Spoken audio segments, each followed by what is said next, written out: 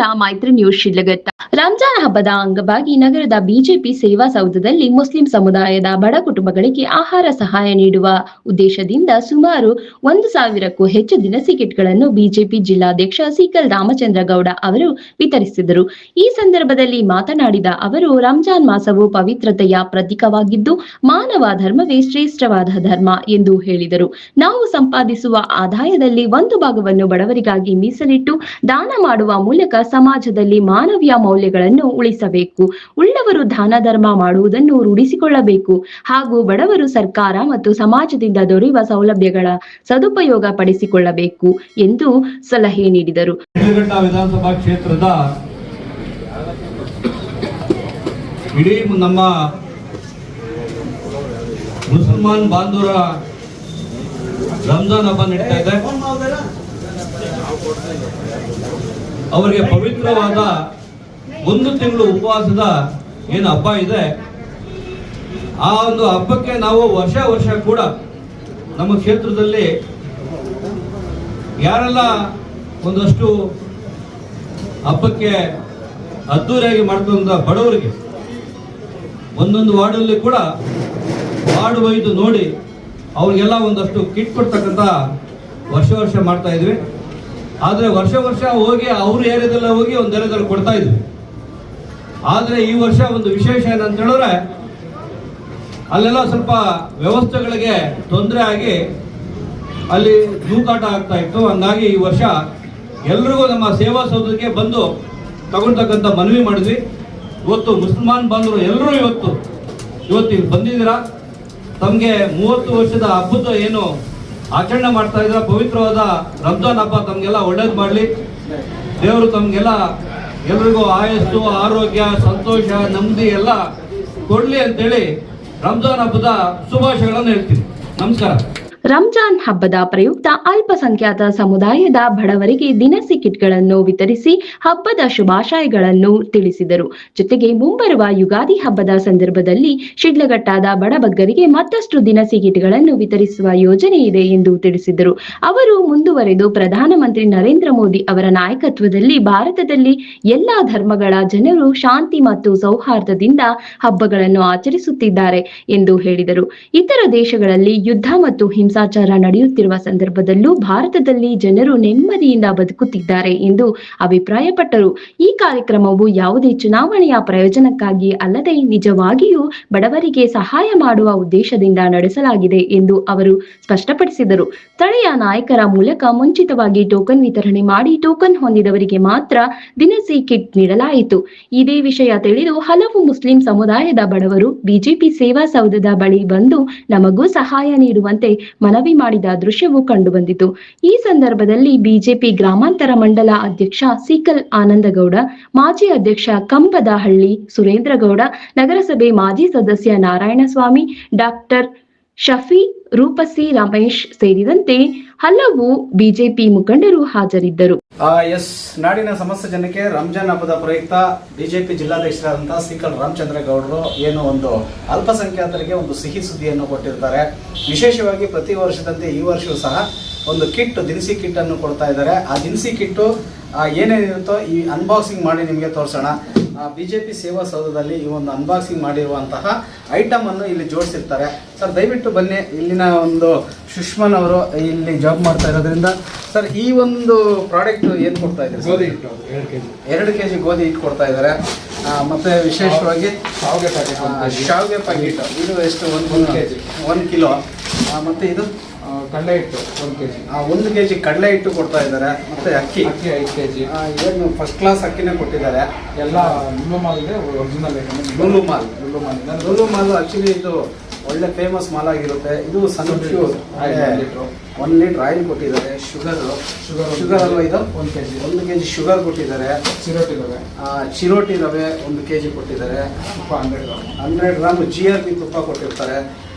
ಮತ್ತೆ ಡೇಟ್ಸ್ ಇದು ವಿಶೇಷವಾಗಿ ಅಲ್ಪಸಂಖ್ಯಾತರು ಬಹಳ ಇಷ್ಟಪಟ್ಟು ತಿನ್ನೋದ್ರಿಂದ ಇವರು ಇಲ್ಲಿ ಉಪವಾಸ ಇರ್ತಾರೆ. ಆ ಉಪವಾಸದ ಜೊತೆ ಇದನ್ನು ಅವ್ರಿಗೆ ಚೆನ್ನಾಗಿ ಉಪವಾಸದ ಜೊತೆ ಇದಿರಲಿ ಅಂತ ಹೇಳ್ಬಿಟ್ಟು ಇದು ಮಾಡ್ತಾ ಇರ್ತಾರೆ. ಒಟ್ಟಾರೆಯಾಗಿ 1 2 3 4 5 6 7 8 9 ದಿನಸಿ ಕಿಟ್ಟಲ್ಲಿ 9 ಐಟಮ್ ಇರುತ್ತೆ. ಫಸ್ಟ್ ಕ್ಲಾಸ್ ಕ್ವಾಲಿಟಿ ಇರುತ್ತೆ. ಲೂಲು ಮಾಲಲ್ಲಿ ನಾವೆಲ್ಲ ಹೋಗಿ ಪರ್ಚೇಸ್ ಮಾಡೋದಕ್ಕೆ ಬಡವರಿಗೆ, ಮಿಡ್ಲ್ ಕ್ಲಾಸ್ ಅವರಿಗೆ ಭಾಳ ಕಷ್ಟ ಆಗಿರೋದ್ರಿಂದ ಅತ್ಯುತ್ತಮವಾದಂತಹ ನಿರ್ಣಯ. ಚುನಾವಣೆ ಟೈಮ್ ಆ ಸಂದರ್ಭಗಳಲ್ಲಿ ಕೊಡೋ ಸೇವೆನೇ ಬೇರೆ. ವಿಶೇಷವಾಗಿ ಇಂಥ ಸಂದರ್ಭದಲ್ಲಿ ಅವರು ಈ ಥರ ಸೇವೆ ಮಾಡೋದ್ರಿಂದ ಪ್ರತಿಯೊಬ್ಬರಿಗೂ ಹಬ್ಬ ಸಂತೋಷದಿಂದ ಆಚರಣೆ ಮಾಡ್ಕೊಳ್ಬೇಕಂತೇಳಿ ಒಂದು ಈ ರೀತಿ ಕಿಟ್ ಕೊಡ್ತಾ ಇರೋದಕ್ಕೆ ನಮ್ಮೆಲ್ಲರ ಪರವಾಗಿ, ವಿಶೇಷವಾಗಿ ಕನ್ನಡ ಮೈತ್ರಿ ನ್ಯೂಸ್ನ ಮಾಧ್ಯಮದ ಪರವಾಗಿ ಅವರಿಗೆ ಗೌರವವನ್ನು ಸಲ್ಲಿಸ್ತಾ ಇದ್ದೀವಿ. ಇಷ್ಟೆಲ್ಲ ಇರೋದ್ರಿಂದ ನಿಮ್ಗೆ ಅನ್ಬಾಕ್ಸಿಂಗ್ ಮಾಡಿ ತೋರಿಸ್ತಾ ಇದ್ದೀವಿ. ಇನ್ನೊಂದು ಸಲ ನೋಡಬೇಡಿ ಎಲ್ಲ ಐಟಮ್ ಏನೇನಿದೆ ಅಂತ. ಸಂಖ್ಯಾತರಿಗೆ ಪ್ರತಿ ವಾರ್ಡ್ನಲ್ಲಿ ಗುರುತಿಸಿ ಅವ್ರಿಗೆ ಒಂದು ಟೋಕನ್ ಕೊಟ್ಟಿರ್ತಾರೆ. ಆ ಟೋಕನ್ ಕೊಟ್ಟಿರೋದ್ರಿಂದ ಆ ಟೋಕನ್ ಇರೋರಿಗೆ ಮಾತ್ರ ತಲುಪಿಸೋದಕ್ಕೆ ಅವರೆಲ್ಲ ವ್ಯವಸ್ಥೆ ಮಾಡಿರ್ತಾರೆ. ಈ ದಿನ ಇಡೀ ಪ್ರಪಂಚದಲ್ಲಿ ಶಾಂತಿಯುತವಾಗಿರ್ತಕ್ಕಂಥ ದೇಶ ಅಂತ ಹೇಳಿದ್ರೆ ಇವತ್ತು ಭಾರತ ದೇಶ. ಯಾಕಂತ ಹೇಳಿದ್ರೆ ಸುಮಾರು ಜನ ನಮ್ಮ ಸ್ನೇಹಿತರು ಸೇರಿ ದುಬೈ ಅಂತೆ ಸುಮಾರು ದೇಶಗಳಲ್ಲಿ ಇಲ್ಲಿರ್ತಕ್ಕಂಥ ಬಂಡವಾಳ ಎತ್ಕೊಂಡು ಹೂಡ್ಬಿಟ್ಟು ಬುರ್ಜ್ ಖಲೀಫಾದ ಮನೆ ತಗೊಂಡವರು ಎಷ್ಟು ನನ್ನ ಸ್ನೇಹಿತರಿದ್ದಾರೆ. ಆದರೆ ಇವತ್ತು ಸುಮಾರು ಜನ ನಾವು ಯಾಕಪ್ಪ ನಮ್ಮ ದೇಶ ಬಿಟ್ಟು ಹೋದ್ವಿ ಅಂತಕ್ಕಂಥ ಪರಿಸ್ಥಿತಿ ಬಂದಿದೆ. ಮೋದಿಜಿಯವರ ನಾಯಕತ್ವ ಇಡೀ ದೇಶದಲ್ಲೇ ಸರ್ವರಿಗೂ ಪ್ರಧಾನಮಂತ್ರಿ ಅವರು, ಇಡೀ ಭಾರತಕ್ಕೆ ಪ್ರಧಾನಮಂತ್ರಿ, ವಿಶ್ವ ನಾಯಕ ಆಗ್ತಕ್ಕಂಥ ಎಲ್ಲ ಮುಂಚೂಣಿಯಲ್ಲಿರ್ತಕ್ಕಂಥ ಒಬ್ಬ ನಾಯಕರ ಒಂದು ನಾಯಕತ್ವದಲ್ಲಿ ನಾವು ಎಲ್ಲ ಯುವಕರು ಕೂಡ ರಾಜಕಾರಣಕ್ಕೆ ದಾಬ್ಗಾಲಿಟ್ಟು ರಾಜಕಾರಣ ಮಾಡ್ತಾಯಿದ್ದೀವಿ. ನಮ್ಮೆಲ್ಲ ಉದ್ದೇಶ, ಮೋಟೋ ಕೂಡ ಒಬ್ಬ ರೈತನ ಮಗನಾಗಿ ವ್ಯವಸಾಯ ಮಾಡಿ ಸಾಕಷ್ಟು ಉದ್ದಿಮೆಗಳನ್ನು ಸುಮಾರು ಒಂದು 25 ವರ್ಷ 30 ವರ್ಷ ನಾನು ಪ್ರಪಂಚ ಸುತ್ತಿದ್ದೀನಿ, ಇಡೀ ದೇಶದಲ್ಲಿ ವ್ಯಾಪಾರ ಮಾಡಿದ್ದೀನಿ. ಕೊನೆಗೆ ಇವತ್ತು ನನಗೆ 50 ವರ್ಷ ಆಗಿದೆ. ದೇವರು ಕೊಟ್ಟಿರ್ತಕ್ಕಂಥ ಆಯಸ್ಸಲ್ಲಿ ನಮ್ಮ ಕೋಲಾರ ಜಿಲ್ಲೆ, ಚಿಕ್ಕಬಳ್ಳಾಪುರ ಜಿಲ್ಲೆಯಲ್ಲಿರ್ತಕ್ಕಂಥ ವಾಸ್ತವಾಂಶ ಇವತ್ತು ನೋಡಿದ್ರೆ ರೈತರಿಗೆ ಅಲ್ಲೋಲ ಕಲ್ಲೋಲ ಜೀವನ ಆಗ್ತಾಯಿದೆ. ನೀರಿಲ್ಲ, 1500 ಎಕರೆ ನೀರಿಲ್ಲ, ಕೊಚ್ಚೆ ನೀರಾದರೂ ಪರವಾಗಿಲ್ಲ ಕೊಡಪ್ಪ ಅಂತ ತಗೊಂಡಿರ್ತಕ್ಕಂಥ ನಮ್ಮ ರೈತರು ಇವತ್ತು. ಆ ನಿಟ್ಟಿನಲ್ಲಿ ಇವತ್ತು ನಮ್ಮ ಶಿಡ್ಲಘಟ್ಟ ವಿಧಾನಸಭಾ ಕ್ಷೇತ್ರದಲ್ಲಿ ನಾನು ಸಾಕಷ್ಟು ಮುಸಲ್ಮಾನರ ಬಾಂಧವರ ಒಂದು ಏರಿಯಾಗೆ ಹೋಗಿ ನೋಡಿದವಾಗ ಸಾಕಷ್ಟು ಸಾಹುಕಾರರು ಇದ್ದಾರೆ. ಅದೇ ಥರ ತುಂಬ ತಳಮಟ್ಟಕ್ಕೆ ಬಡವರು ಕೂಡ ಇದ್ದಾರೆ. ಆ ಒಂದು ರೇಷ್ಮೆಯ ಕಾರ್ಖಾನೆಗಳಲ್ಲಿ ಕೆಲಸ ಮಾಡ್ತಕ್ಕಂಥ ಕೈಗಳೆಲ್ಲ ಪಾಪ ಅವ್ರದ್ದು ಕೈ ಥರ ಕಾಣಿಸ್ತಾ ಇಲ್ಲ. ಅಷ್ಟೊಂದು ಮಟ್ಟಕ್ಕೆ ಬಡತನ ಇರ್ತಕ್ಕಂಥದ್ದು ಕೂಡ ಹಿಂದೂಗಳಲ್ಲಿದೆ, ಮುಸ್ಲಿಮರಲ್ಲೂ ಇದೆ. ಆದರೆ ಮತ ಓಟುಗೋಸ್ಕರ ಎಲೆಕ್ಷನ್ ಟೈಮಲ್ಲಿ ಕೊಟ್ಟರೆ ಏನಾಗುತ್ತೆ, ಅದು ಸ್ವಾರ್ಥಕ್ಕಾಗಿ ನಮಗೋಸ್ಕರ ನಾವು ರಾಜಕಾರಣ ಮಾಡ್ದಂಗೆ ಆಗುತ್ತೆ. 2023 ಇಸ್ವಿ ಎಲೆಕ್ಷನ್ ಆದವಾಗಿಂದ ಇವತ್ತಿಗೂ ಕೂಡ ಓಟ್ಗೋಸ್ಕರ ನಾವು ಯಾವತ್ತೂ ಸರ್ವಿಸ್ ಮಾಡ್ತಕ್ಕಂಥ ಮೋಟೋ ಇಟ್ಕೊಂಡಿಲ್ಲ. BJP ಅಂತ ಹೇಳಿದ್ರೆ ಮುಸಲ್ಮಾನರು ಹಾಕೋದೇ ಇಲ್ಲ ಅಂತಕ್ಕಂಥ ಎಲ್ಲರೂ ಮಾತಾಡ್ತಾರೆ. ಅವ್ರು ಹಾಕಲಿ ಬಿಡಲಿ, ಮಾನವೀಯತೆಯಿಂದ ಸೇವೆ ಮಾಡಿ ಬಂದಿರತಕ್ಕಂಥ ಮನೋಭಾವನೆಯಲ್ಲಿ ಇವತ್ತು 2 ವರ್ಷದಿಂದ ಕೊಟ್ಟಿದ್ದೀವಿ.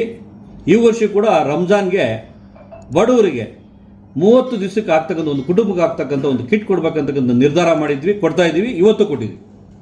ಸುಮಾರು ಒಂದು 1000 ಕಿಟ್ನ 1000 ಫ್ಯಾಮಿಲಿಗೆ ನಾವು ಟೌನಲ್ಲಿ ಅಷ್ಟೇ ಅಲ್ಲ, ಸಾಕಷ್ಟು ಹಳ್ಳಿಗಳಲ್ಲಿ ಕೂಡ ಅವರು ಇದ್ದಾರೆ. ಅವ್ರನ್ನೂ ಕೂಡ ಗುರುತಿಸಿ ನಾವು ಇವತ್ತು ನಮ್ಮ ಮುಖಂಡರುಗಳ ಕೈಗೆ ಜವಾಬ್ದಾರಿ ಕೊಟ್ಟು ಬಡವರು ಮಾತ್ರ ಕರ್ಕೊಬರಪ್ಪ ಅಂತೇಳಿ ಅವ್ರಿಗೊಂದಷ್ಟು ಟೋಕನ್ಗಳು ಕೊಟ್ಟು ಬಡವರಿಗೆ ಹಂಚತಕ್ಕಂಥ ಕಾರ್ಯಕ್ರಮ ಇಟ್ಕೊಂಡಿದ್ವಿ. ಅದೇ ನಿಟ್ಟಿನಲ್ಲಿ ಇವತ್ತು ಮುಂಬರುವ ನಮ್ಮ ಹಿಂದೂಗಳಿಗೂ ಕೂಡ ಯುಗಾದಿ ಹಬ್ಬ, ಹೊಸ ವರ್ಷ. ಕಳೆದ ವರ್ಷ ಕೂಡ ನಾವು ಒಂದಷ್ಟು ಬಡವರಿಗೆ ಕಿಟ್ಗಳನ್ನು ಕೊಟ್ಟಿದ್ವಿ. ಈ ಬಾರಿ ಕೂಡ ಹಿಂದೂಗಳಿಗೂ ಕೂಡ ಬಡವರಿಗೆ ಯುಗಾದಿಗೆ ಹಬ್ಬಕ್ಕೆ ಆಗಷ್ಟು ಸಾಮಗ್ರಿಗಳನ್ನು ಕಿಟ್ ಕೊಡಬೇಕಂತಕ್ಕಂಥ ಒಂದು ನಮ್ಮ ಯೋಜನೆ ಇದೆ. ನಮ್ಮ RCG ಫೌಂಡೇಶನ್ನಿಂದ, ನಮ್ಮ ಹಾಸ್ಪಿಟಲ್ ಟ್ರೈಲಪ್ ವತಿಯಿಂದ ಆ ಕೆಲಸ ಕೂಡ ಈ ಮುಂದೆ ಬರ್ತಕ್ಕಂಥ ಹಬ್ಬಕ್ಕೆ ಯುಗಾದಿಗೂ ಕೂಡ ಕೊಡ್ತಕ್ಕಂಥ ಕೆಲಸ ಮಾಡ್ತೀವಿ.